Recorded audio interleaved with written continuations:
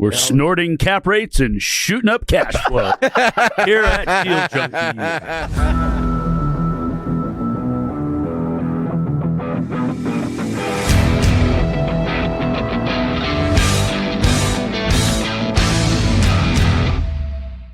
Welcome back to Deal Junkies. Today it is just Trevor and I, and we are trying our first fully virtual podcast. Trevor is in his office space right now, and I am in my office space as well. Mike is in Palm Springs, and Gabe is in Maui. Because they are always on vacation. They're at that phase in their life where they're allowed to no longer hustle. They don't have to work as much anymore. And that's because they paid their dues. And we didn't film any podcast for like a month while we were in Europe. So now we're behind and we have to put one out or people will be angry at us. So that's why we're doing this.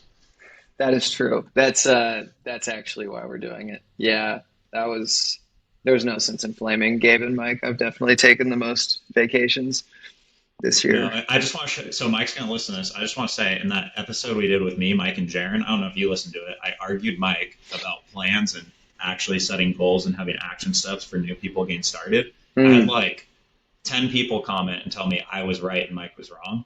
Yeah. So Mike, just wanted to let you know and remind you that I was right and you were wrong. Give a little, I told you so. Yeah. No, that's always healthy. Exactly. Yeah. Healthy amount. So yeah, we're not sure how this quality is going to sound. Hopefully it's good for you guys. But we want to talk about a few different things today that the old two guys don't know anything about. Well, actually, they know way more than us. But some stuff we found interesting and wanted to share. We wanted to talk about what it is like to be young and buying real estate to start out and the pros and cons of that. Because that's probably the most unique thing about me and Dane is we started out when we were in early 20s buying deals with which most people aren't doing. Everyone knows your backstory, kind of. Yeah. Dane, I mean, there's definitely still a lot to talk about on it. Yeah, for reference, for people who are just listening now, Dane's 25, right? Yeah. Yeah, I started buying deals when I was 22, 23, and then I'm 28. I started buying deals when I was 22. And then Mike and Gabe, they're like 60, 70. How old are they? Yeah. And they started when they were like 40 or 50, something like that. They might be 80. I'm not sure. Yeah. They're pretty old anyway, older than we can count. But yeah, so like the biggest thing I noticed when I was starting off buying deals is everyone's worried that you're not going to get taken seriously as you're buying deals. Because when I was 22, I looked like I was 12. And then I would just get kicked out of meetings and no one would tell me anything because they didn't think I could buy it. But I found it was actually a really big advantage buying deals early on because you could connect with like some of these older investors who had properties and related to you because they did something similar. And they thought it was cool that you were taking an interest in their passion and what they do at such a young age. Is that similar to what you found, Dan? Yeah, that was certainly what I felt. I had a lot of, I guess, apprehension at the start. I mean, part of it too was that I didn't actually know anything about real estate when I first started trying to buy deals. And so that was a real issue. But then once I got a little bit of knowledge though, like enough to be dangerous, still don't, but enough to be dangerous at least.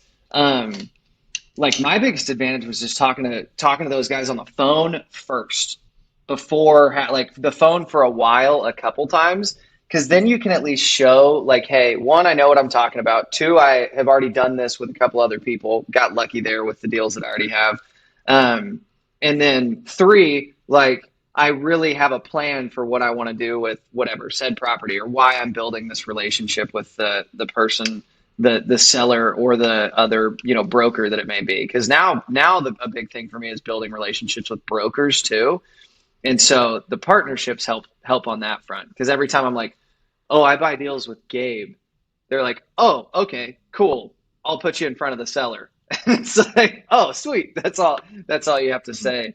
But it definitely, I mean, if I was just going straight into face-to-face meetings, which you and I did actually at the start a bunch, I don't think we had a ton of success with it.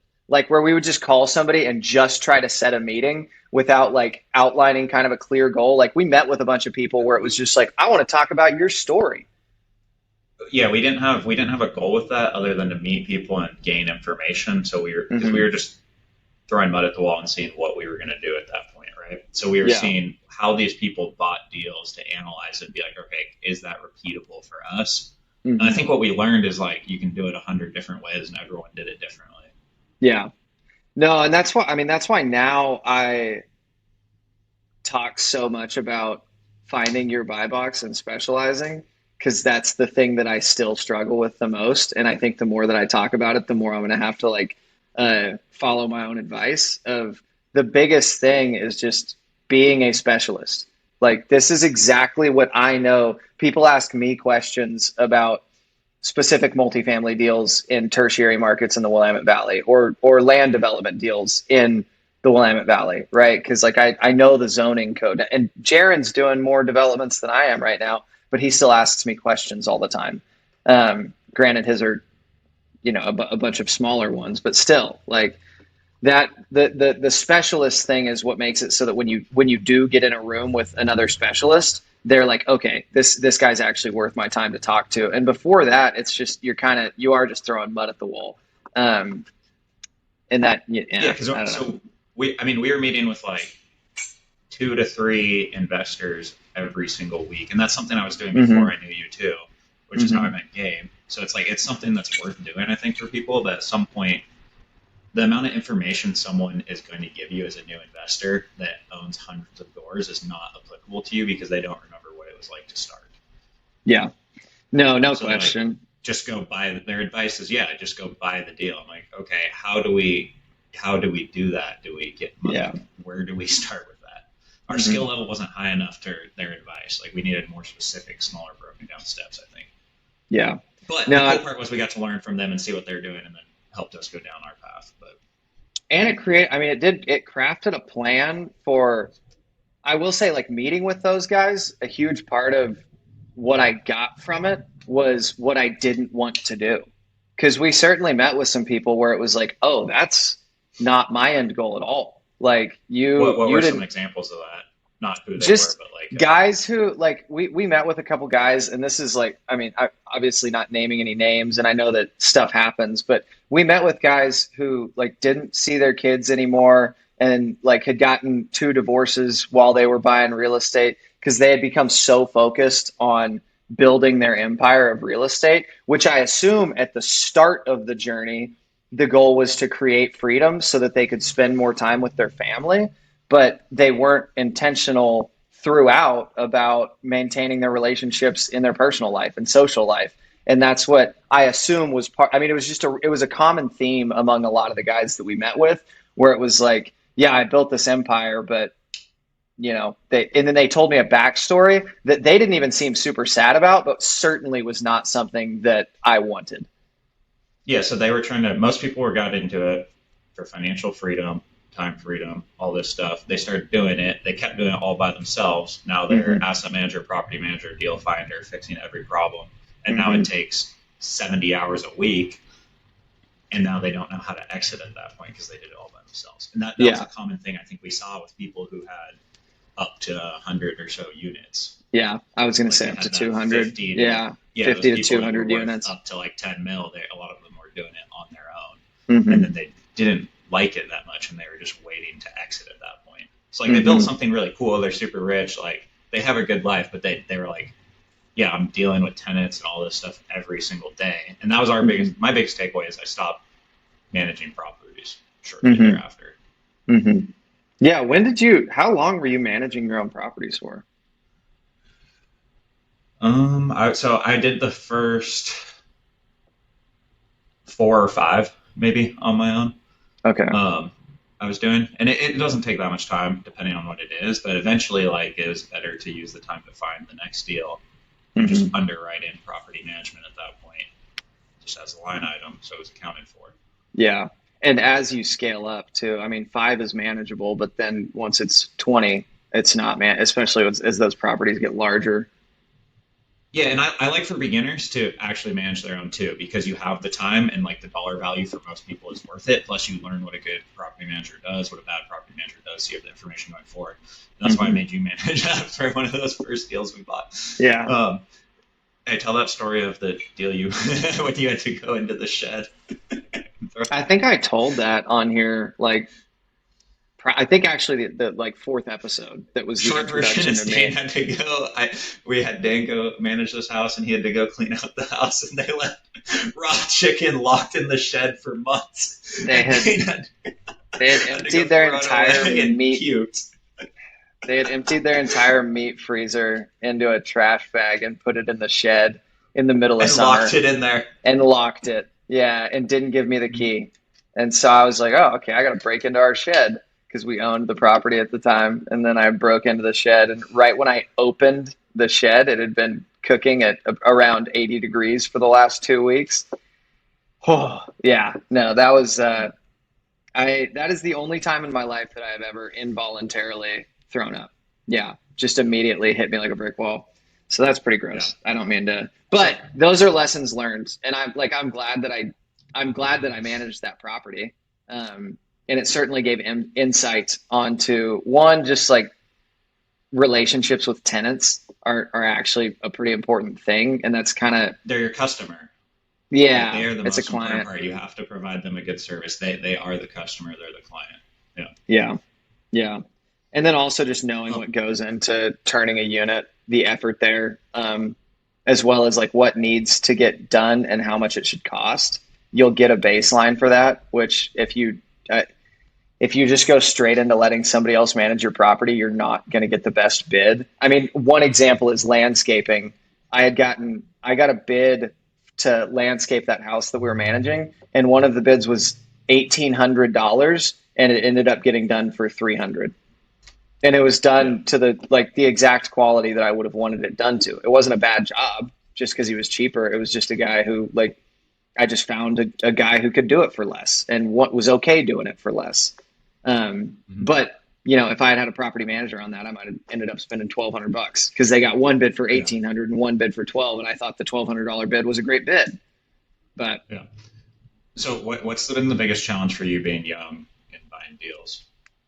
I mean, it's just like you don't have the reputation or the street cred yet. Yeah, it's just like people. It's hard to get taken seriously, and so the fact that I've made it so a lot of my job is on the phone, I've closed deals where I never met the seller or the broker in person until the day of closing, and then when you meet them in person, every time they're just like, whoa. This is a child. Like this kid's 24 years old. Like that's ridiculous. And I mean, one of the ones that we bought this year, like we bought that 40 unit up in Astoria, and I didn't meet the seller in person until 4 days before we closed on it. And we had been working on it for like 8 months. And I mean, we hit it off, but part of it was that he was like talking to me about how like his kids, and that I was in like the same stages of life as his kids. And that was part of why he liked us so much, was he could tell that we were working hard on it, but he wouldn't have trusted me on the front end if we had just met initially in person. He wouldn't have had confidence that a 25-year-old kid could close it $4 million deal. Yeah. By no means. Yeah, by no means. Okay. And I mean, that showed just in the fact that he didn't trust people who had even like a slightly better track record to close it, because they hadn't closed it. He had been under contract prior. And so coming in and saying like, hey, Gabe is the one buying this and I'm buying it with him was a huge thing. So tying yourself to somebody with the track record, which is, you know, I've beat the nail into the coffin on this one on the podcast was the biggest thing for me. Just having somebody who is easy to trust. How much of a track record do you feel like you need until people trust you? Is it a deal volume? You've closed a certain amount? Like, what do you feel like you need until that stops becoming a thing? The other thing is that it varies by what you're buying, right? Like if you're doing fix and flips, there's people of, you know, every age, and a lot of time people in their 20s to 40s that are doing most of the fix and flips. And so that's a different requirement than like if you're buying a 40 unit or if you're buying like the land that we're about to develop. That requires a huge track record because there's a group of 7 people selling that who have a ton of experience in real estate. And so they know what it takes to develop a project like that. And they picked us based on track record. And the track record was we own 1,000 units as a partnership, whatever, 200 million in real estate. And like, that's who's coming to bat at this thing. And that's why we won the deal. So how many do you personally need to do until like your track record you feel like is good enough? Oh, mine? To tag on to? Yeah. Well, Mark, one of our partners, has probably 15 million in real estate. And I don't know that would have gotten us to like in personal like his ownership portion. To that deal. Yeah, and I don't know that would have gotten us there. And so for larger deals, Cool. I mean, So thanks, what do you think? Like I would say like 4 times the size of the deal you're buying is probably a good measure of like, hey, I've clearly done this, 4 times already, or at least own 4x what this is. It's not an absurdly large part of my portfolio, but it is substantial. And just I think about it differently. I don't think it matters because I think if you have enough confidence going in, you can actually think you can get it done. Like it's not something I think about at all. Yeah. I feel like I'm old buying deals now. Because Gabe told me once I turned 27, he's like, it's no longer cool that you're old now. It's not cool that you're buying deals at this age anymore. That might be a reach. I think 27 is still impressive. 28 is still impressive. So what do you think the biggest pro is to being young? Because there's advantages to it as well. Totally. Just the fact that people view it as, I think owners almost view it as like them giving somebody who they see themselves in a chance. Like if you can prove that you actually have one, the wherewithal and just kind of the knowledge of what needs to get done, and then 2, the grit and like determination to get it done, then I think you have the advantage over other people that are older than you that are kind of in a similar bucket, because it's like, oh yeah, like I'd rather help out the little guy because people love an underdog. Yep. Like, and they love to see themselves in somebody young. Yeah, so on that I bought a 16 unit when I was 23, 24, I don't know. But the dude didn't think I could close it really because I had only bought up to a 4-plex or something was the biggest deal before then. I put it under contract. Didn't know how I was going to close it, but he let me put it under contract because he was like, I just wish my son that is your age was into real estate like this, like I am. So he gave me a shot to go and try to close it because he's just like, this is cool that you're trying to do this, like go for it. That's awesome. Yeah. I think you had actually told me that, but I forgot about that. Yeah, I mean, that's what happened on it too. He literally gave me a discount just to be like, this is cool, and sold it to me at a price like, he gave me like $200,000 off a $2.4 million property. Yeah. Well, that's huge. 10% discount. Wow. Mm-hmm. Wow, I didn't realize that. That's awesome. Yeah, I guess. Well, I was going to ask what you think the advantage is, but that's. Is there an advantage outside of people just seeing the? I think people overthink it, and it doesn't really matter what age you are that much. Like everyone starts at a different point, and there's people that relate to any story. So there's also the dudes like Gabe and Mike who started buying deals when they were 70. So if you're 70 and you're starting to buy deals, they'll relate to those dudes, right? There's someone that matches every story that owns real estate because so many people own it. But other thing I wanted to talk about. So you were thinking about getting an MBA, you said. Yeah. Because of I've been thinking about reason it a lot. You thought it would help us buy more deals, or what's your thought process there? Well, I've thought about it since I was in my undergrad. I think there's a certain, when you're saying like somebody can relate to you in every way type of thing, I think it adds a layer of people who you can relate to. Like there's a lot of people who were in academia or who got a graduate degree or an MBA who then end up in real estate. And I think that there's just a level of credibility that you gain from that, as well as a network. And the network's kind of the biggest thing in my mind. And I thought that since I graduated from undergrad at Oregon State was that like, I thought I would end up getting an MBA just because the people who I know who got their MBA from, I mean, really from any program, but from competitive programs, they've just gained so much value. And like, yes, there's something to be said about just going to the school of hard knocks and like muscling your way through it. But there's also, especially when you're kind of trying to get towards the institutional stuff, which we're trying to do, and about to close our first essentially institutional deal, like just under maybe what a large institution would buy. But when you're in that echelon, like having the network of people who play that same game is huge, right? Like when we talk about Is that the guys, what people are getting MBAs doing though? Like, aren't they I mostly think trying to get jobs? Like, no, I think a huge portion of people getting MBAs are entrepreneurs, and or at least like what skills are you C-suite trying guys. to gain? So, what skill? What do you gain from doing this that helps us buy more deals?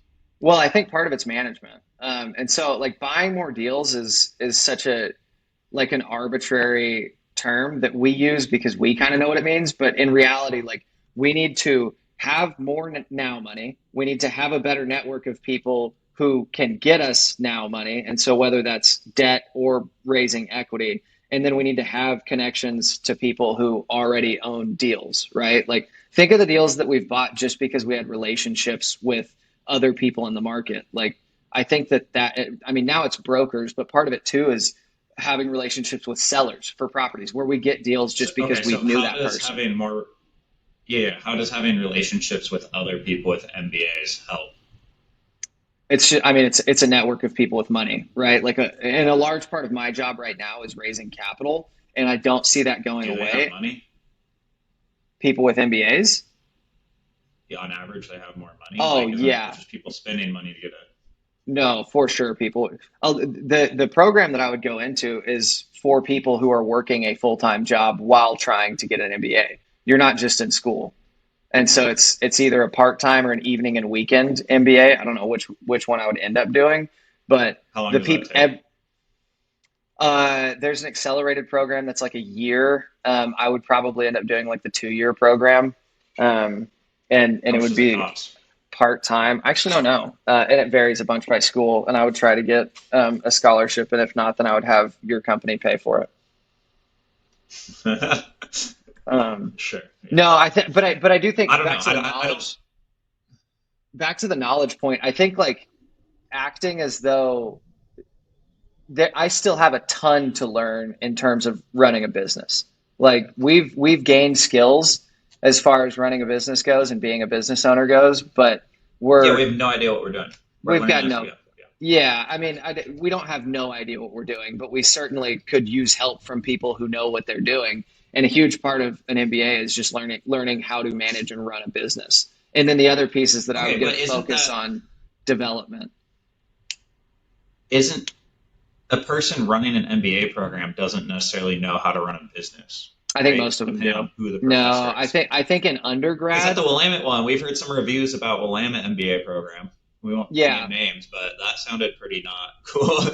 Yeah, I mean, there's something to be said about like the tier list of MBA programs, and if you're going to get an MBA from like Stanford or Harvard, that's a whole different thing than if you're going to get one from just some small local college. And I think that yes, at the smaller ones, there there's probably a lot of people who are just getting that MBA so that they can go get a better job than they would have been able to otherwise get.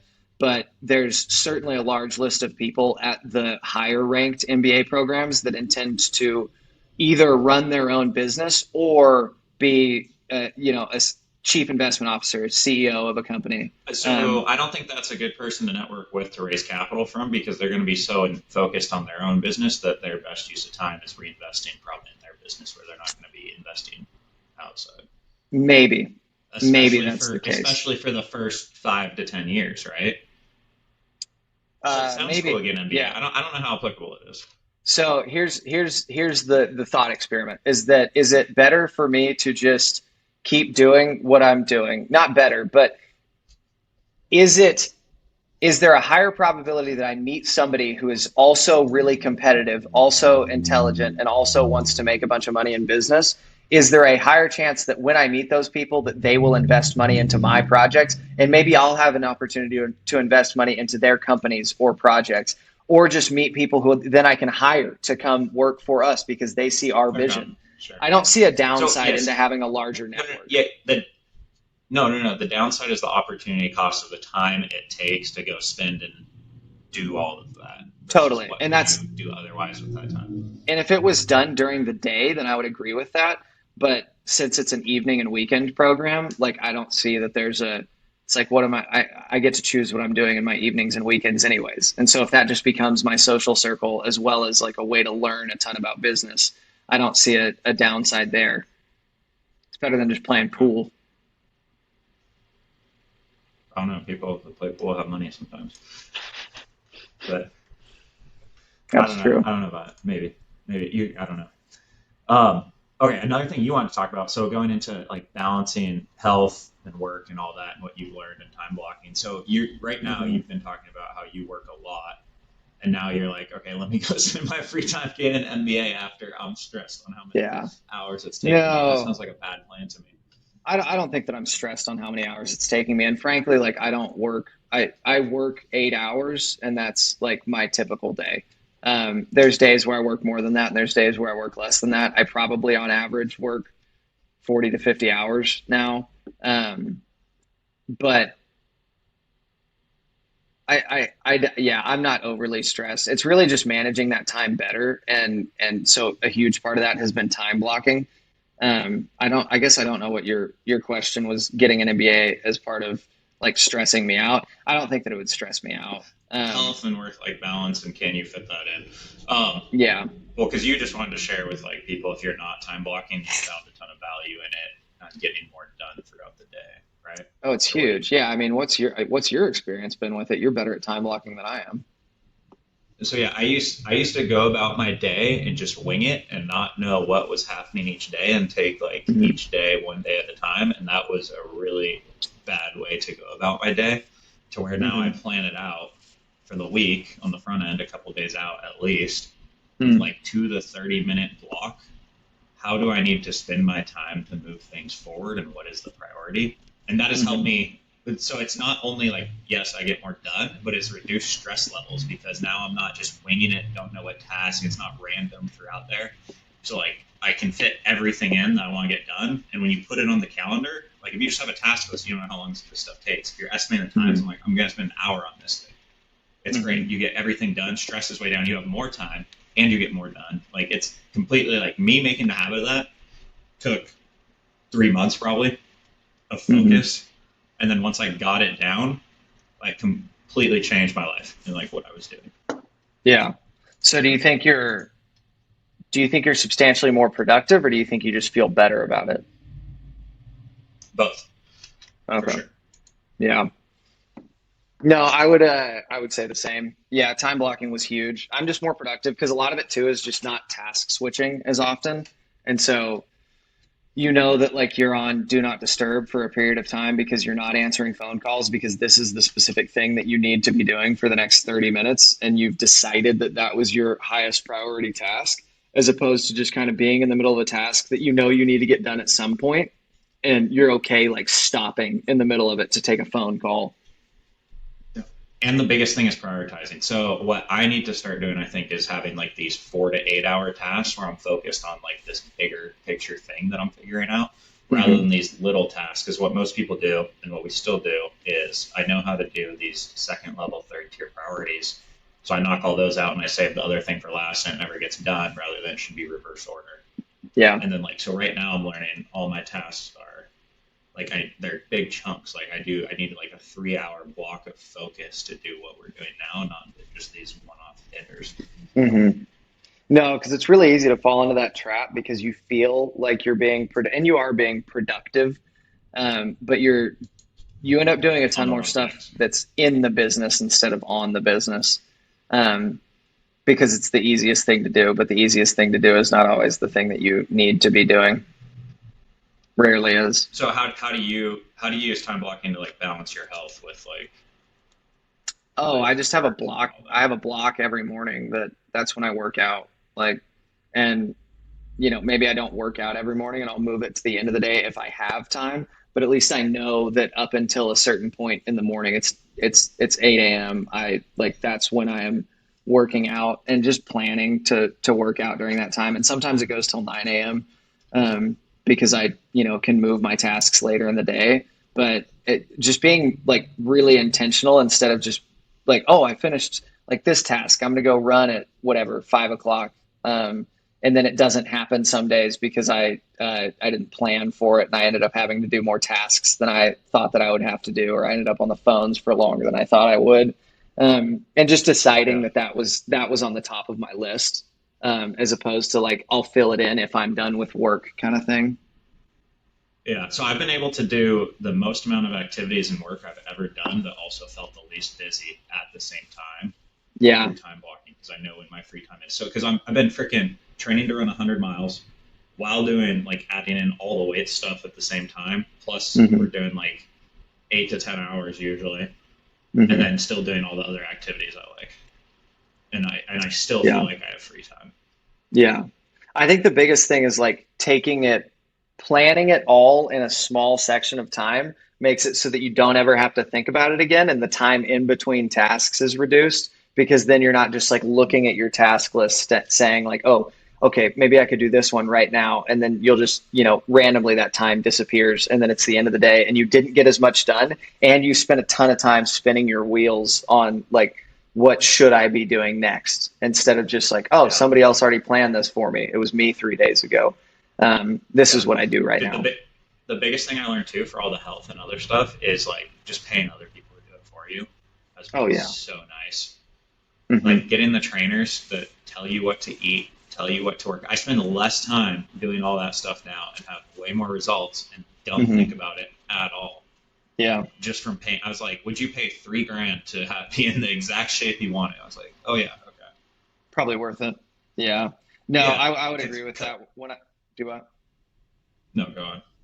I was going to say, when I had somebody build out the training plan for a 50K, it was so nice to just be able to open the spreadsheet and say, okay, today I have to run for an hour at a rate of perceived exertion of whatever, 7, and there's got to be hills in the middle sometime.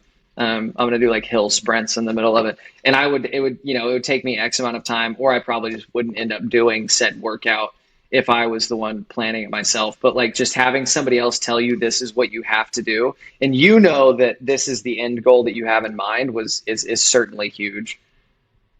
Yeah, and I think that applies a lot to what we do in our business. And so what do you think the people's biggest challenges with like coming into the coaching? Because we do the same thing where we're like, okay, we're going to help you buy your first or next deal. You're going to shortcut it. It's going to be way easier. And it costs you almost nothing, but people still have hesitation to jump in and do that. And I see that with all this other stuff like that I pay for fitness and education and all this stuff. Like, why do people have that hesitation on the front end? Yeah, I don't know. I'm sure it's different for everybody. I mean, the fear of committing to something that big is probably part of it, as well as the fear of failure. And so what do I have to sacrifice? And then what's the likelihood that I fail at the thing that I'm doing? Because I think that the biggest thing that we need to do in terms of when we're coaching individuals to buy their first deal is just convince them that, one, this is the thing that's most likely to get them to their dream outcome. And then 2, it's the least amount of sacrifice because we have already done a lot of the legwork to make that this is the right type of deal. I think it's people think they can just do it on their own and that it's better for them to do it on their own. Yeah. Which they totally can. Like you can do all this stuff on your own. Like I can go to the gym, I can lift on, but I didn't. Like I knew how to do all the things and I still didn't do it. Yeah.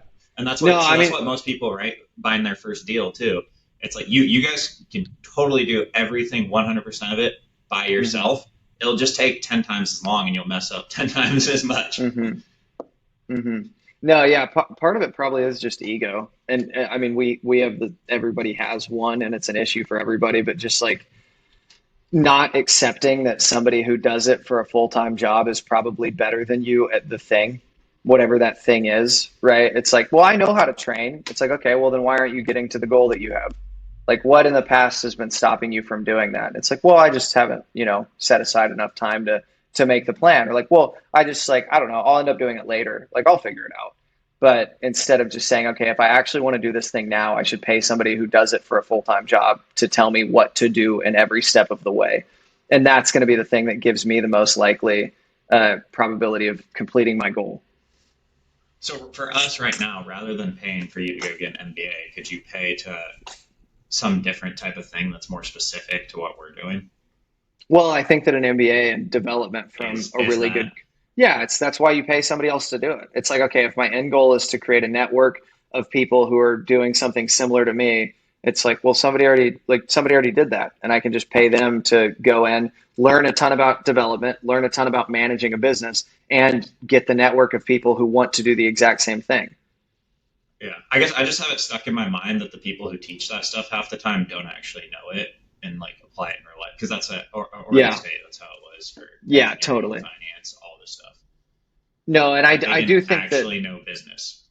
And that was why I didn't get an MBA from Oregon State, frankly. Not to obviously, I'm very pro Oregon State, but there's a level of it that like, okay, I'm just doing this to get a degree and because I want to go to college. And then there's being very intentional about like why I would get an MBA. I know why, and I know what schools can help me achieve that thing. And so I would really only want to go to and dude, I don't even know if I could get into the higher level institutions. And if I can't get in, then that's probably an indicator that I hope that you're not on the admissions council at the university. But no, I mean, I think it is exactly what we're talking about, where it's like, I would just rather pay somebody else who's already created the program. And sure, there's a way to do it. MBA in development, you said? Yeah, there's a real estate development MBA. Why would you do that? Probably what I would do. Because I want to develop properties. That's not what you do. That's what Mark and Landon do. Yeah, I mean, it might be in finance and development. What? Now you're overlapping. You think it's bad? You think it's bad to know more information about the thing that? No. It's the strategy is how you spend your time, because there's a limited amount of time, a limited amount of resources, right? Yeah. So it's like it'd be great to know everything, but you don't have all of the time in the world to learn everything. Yes. So like, why go double up and learn the things that they're already doing that you're not going to do anyway? Because I think that is a thing that will be really important for the business for me to know how to do. Why does Elon Musk know how to build a rocket himself? Why could he do it by himself? Can he? I don't think he can. Oh, he absolutely could. Yes. Build a rocket by himself? He knows every single piece to ever. Dude, his book's insane. You got to read his book, or the book about him.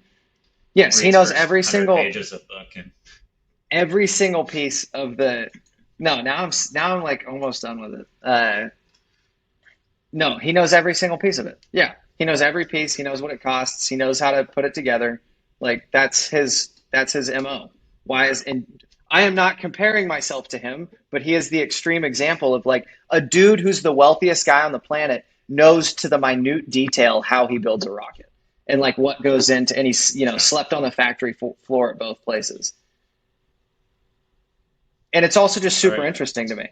And I'm 25 years old, and I might end up wanting to go do it all on my own. Who knows? Okay. Oh, what? We just end our partnership right now? Wait. Whoa. Yeah, then I won't be doubled up on skills. That's why I want to do it.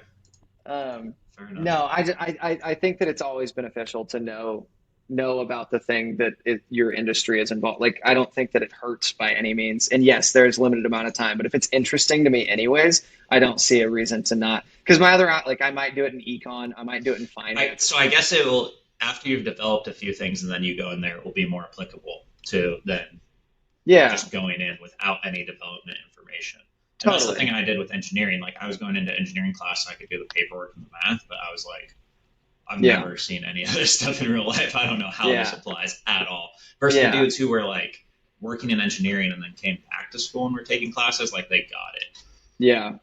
No, I think it will. And that, like, the other thing is, okay, if I'm raising money for a bunch of development projects, does it hurt to be able to say that I actually have a really, really good background in development as well as finance, as well as deal finding, as well as fundraising? Like, I don't think that it hurts to have answers to all of those questions. And no, like Again, I, no, it doesn't. Yeah, if you could have every skill in the world, it's better than having none of the skills. Yes. yeah, Again, you don't have an unlimited amount of time to gain all the skills. I'm not trying to go get an MBA in underwater basket weaving. I'm not trying to figure out how to Yeah, go. yeah, yeah. I'm not getting them an MBA in engineering. Like Okay, yeah, this, I it's understand. directly related to the Yes, industry I I'm in. understand. I understand. I understand. I Whoa, understand. whoa, whoa, whoa, whoa, whoa, whoa. Calm down, calm down. I agree with you, but it's also just super interesting to me, and I don't think it hurts. And I don't know what I'm going to be doing in 15 years, anyways. I have a pretty good plan. It's built out in the vision. I know, but I don't think I'm old enough to be like, oh, I'm out of time. I should stop learning about all of the new things that I'm interested in. It's All like, dude, right, yeah, fair I'm enough. 25 years old. Like, all right, that that's probably a good little chunk. How do you feel about that? We kind of just yammered about four different topics. Yeah, we might have to delete this. It's okay. If it gets posted, We'll have Gabe and Mike awesome. listen to it first. If you guys are hearing this podcast, we ran it by Gabe and Mike, and they thumbs upped it. Otherwise, it's getting deleted. All right. Thanks for tuning in to Deal Junkies, just Dane and Trevor edition. We'll see you guys next time.